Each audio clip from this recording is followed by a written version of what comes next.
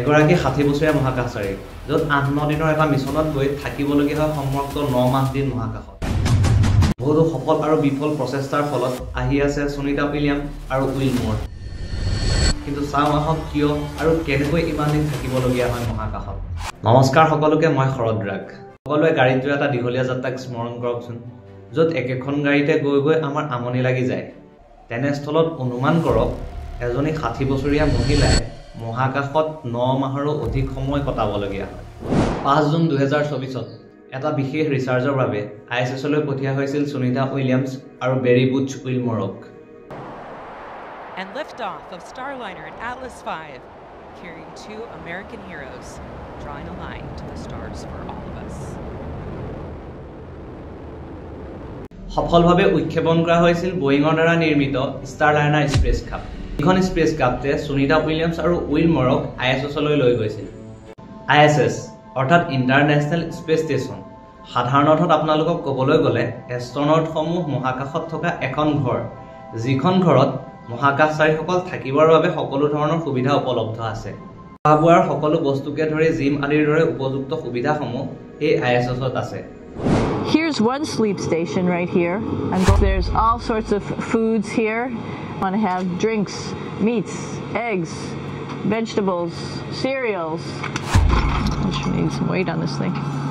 I'm not lifting with anything, so it's too easy.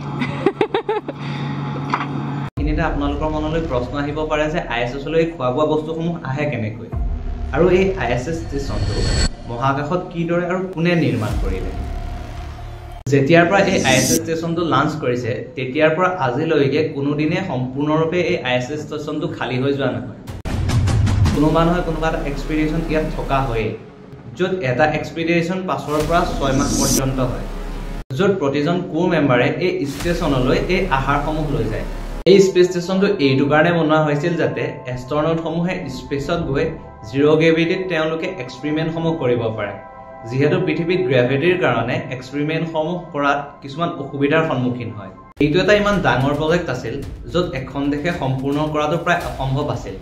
যাৰ বাবে বিভিন্নখন দেশ লগ লাগি য'ত আমেৰিকা ৰাছিয়া জাপান আৰু ইউৰোপ স্পেচ এজেন্সিৰ 11খন দেশ লগ লাগি কাম আৰম্ভ কৰে আৰু 1998 প্ৰথম মডেল লঞ্চ কৰা হয় লাহে লাহে ইয়াক আপগ্ৰেড কৰি 2011 চনত ইয়াৰ কাম সম্পূৰ্ণ বুলি ঘোষণা কৰা হয় আৰু যদি এই ISS ষ্টেচনৰ সাইজৰ বিষয়ে কোৱা হয় তেনেহলে ইয়াৰ সাইজ হ'ব 108 মিটাৰছ প্ৰায় এণ্ড টু এণ্ড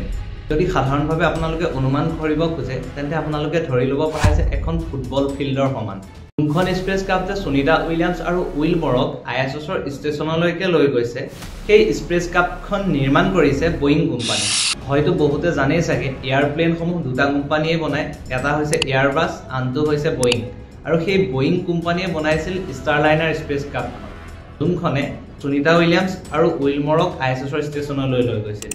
প্ৰথম অৱস্থাত ISS ষ্টেচনত ডকিং সাকসেসফুল হয় Hard mate is complete. ISS thrusters are enabled and we can welcome Starliner to ISS. যদিও সাকসেসফুল হয় বহুতো বিসংগতি দেখিবলৈ পোৱা গৈছিল য'ত হিলিয়াম গেছৰ লিগৰ বাবে ISSৰ সৈতে ডকিং কৰাত কিছু প্ৰবলেমে দেখা পোৱা গৈছিল স্পেচক্ৰাফ্টখনত লাগি থকা থ্ৰাষ্টাৰ্ছবোৰে ভালদৰে কাম কৰা নাছিল নাছাই এক পৰীক্ষা কৰি ডিসিশন লয় যে তেওঁলোক দুইজন এষ্ট্ৰনটৰ অবিহনে স্পেচক্ৰাফ্টখন পৃথিৱীলৈ আহিব আৰু তেতিয়াই নাছাই ঘোষণা কৰিছিল যে স্পেচএক্সৰ ক্ৰু ড্ৰেগনৰ সহায়ত 2025 চনৰ ফেব্ৰুৱাৰী মাহত দুইজন এষ্ট্ৰনটক পৃথিৱীলৈ ঘূৰাই আনিব বহুতো সফল বিফল প্ৰচেষ্টা আৰু জল্পনা কল্পনাৰ অন্তত য'ত উভতি অহাত সুন্দৰ ফটো আৰু ভিডিঅ'সমূহ বৰ্তমান আমাৰ মাজলৈ আহিছে আৰু 19 মাৰ্চত 3:27 ফ্লৰিডাৰ কোষ্টত স্প্লেশ ডাউন কৰিব Copy, 200 meters. Brace for splashdown.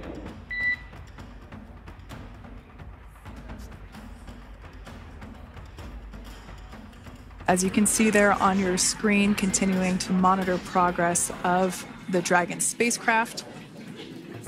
And we're going to stand by for splashdown located in the Gulf of America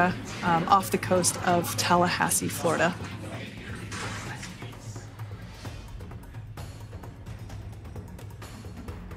And splashdown. Crew 9 back on Earth.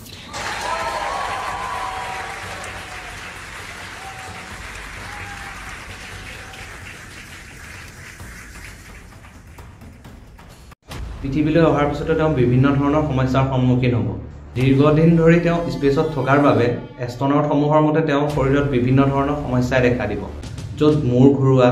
হাড়ৰ কমজোৰি আৰু বেবী ফিটৰ দৰে সমস্যাসমূহে দেখা দিব যেতিয়া তেওঁলোকে মাটিত খোজ দিব তেতিয়া তেওঁলোকৰ খোজসমূহ নতুনকৈ জন্ম হোৱা এটা শিশুৰ দৰে হ'ব তেওঁলোক জিৰ' গ্ৰেভিটিত থকাৰ বাবে তেওঁলোকৰ ভৰিৰ তলুৱাসমূহ পাতল আৰু একেবাৰে নৰম হৈ যায় শৰীৰৰ বিভিন্ন ধৰণৰ সমস্যা আৰু বিভিন্ন ধৰণৰ ৰোগসমূহ পৰ্যবেক্ষণ কৰিবলৈ তেওঁলোকক 45 দিন ৰিহেবিলিটেশ্যনত ৰখা হ'ব যি কি নহওক বহুতো চেষ্টা আৰু কষ্টৰ ফলত ঘৰৰ ছোৱালী ঘৰলৈ উভতি আহিছে আৰু সকলোৱে আমি গৌৰৱ কৰিব পৰা নাৰী শক্তিৰ প্ৰমাণ এয়াই সকলোলৈ মৰম আৰু ধন্যবাদ জয় আই অসম